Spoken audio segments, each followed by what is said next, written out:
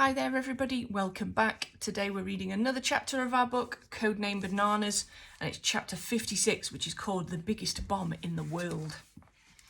Interesting, very interesting, peered Spear.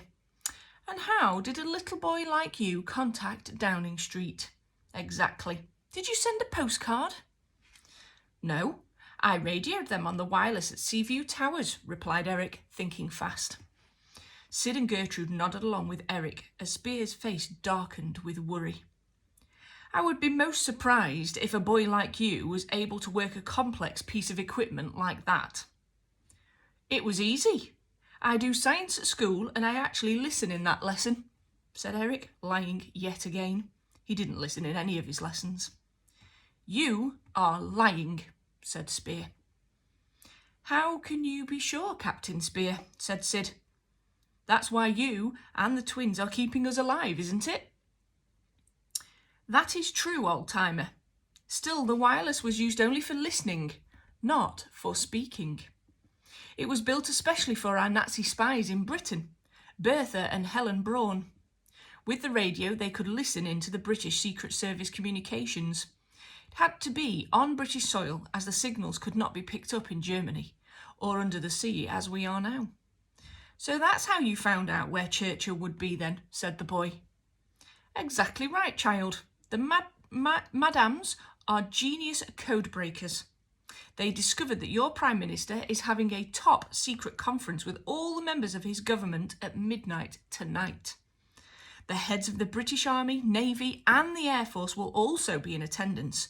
We will wipe them all out in one fell swoop. Eric, Sid and Gertrude gulped. The plan was even more dastardly than they'd thought.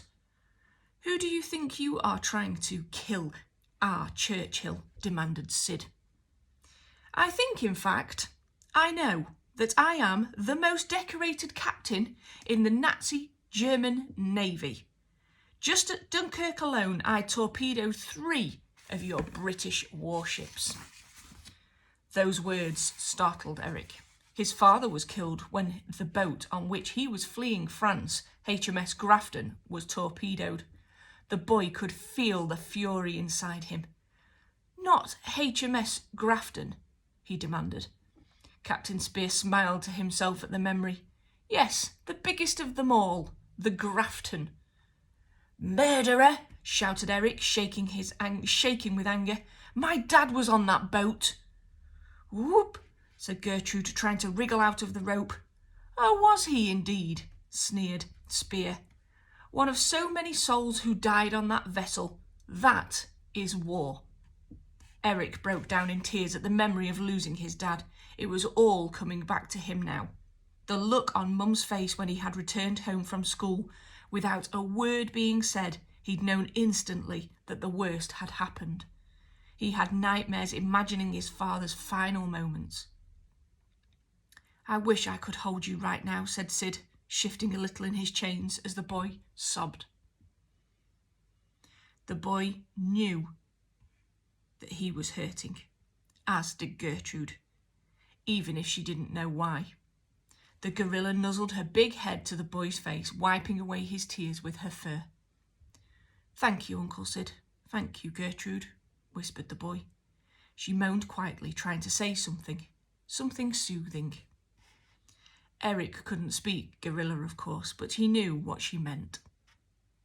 I will take great pleasure in killing you, just as I took great pleasure in killing your father, purred Spear. Eric tried to wrestle out of the chains to give this wicked man a biff on the nose, but it was no use. You monster, cried the boy. That's not just war, that's pure evil. Gertrude tried to break free too, but it was impossible. Instead, she growled at the man, baring her teeth. Grrr! Spear took a step backwards. Gertrude could be a fearsome beast when she wanted to be. Control that walking fur coat of yours, or I will shoot it in an instant, ordered Spear, reaching for the pistol in his holster. I hate to tell you this, Captain Spear, but your whole plan is doomed to fail, spat out Sid. There is no way a torpedo is going to be able to destroy the whole of the Houses of Parliament. Torpedo? Laughed the captain. We are not going to fire a torpedo. Sid and Eric were mystified. Even Gertrude looked confused. Then how are you going to kill Churchill? Asked the old man. This entire U-boat is packed with explosives. Here, here, and here, he said, indicating the black cylinders strapped to the walls. There are hundreds of these packed all around the boat, each one of them as powerful as a torpedo. When this U-boat hits the Houses of Parliament, kaboom! We will destroy the entire building in the blink of an eye. Sid and Eric looked at each other, shocked. Gertrude looked shocked too, even though she didn't know what she was shocked about. But if the whole submarine is a bomb, then how will you survive? Spluttered the boy. I won't. Myself, the entire crew, and the twins have all signed up for what will be our final mission. Final mission? Repeated Eric. Yes, we will all die for the glory of the Fuhrer. We will be celebrated as Nazi heroes until the end of time. But what about us? Asked Eric, rather pitifully. You will, of course, be killed too, purred Captain Spear, but all in good time. Patience, as you British say, is a virtue. And with that, the politely tipped his hat captain and disappeared through the door. To tune in tomorrow to find out what happens in the next chapter, which is called Ticklish.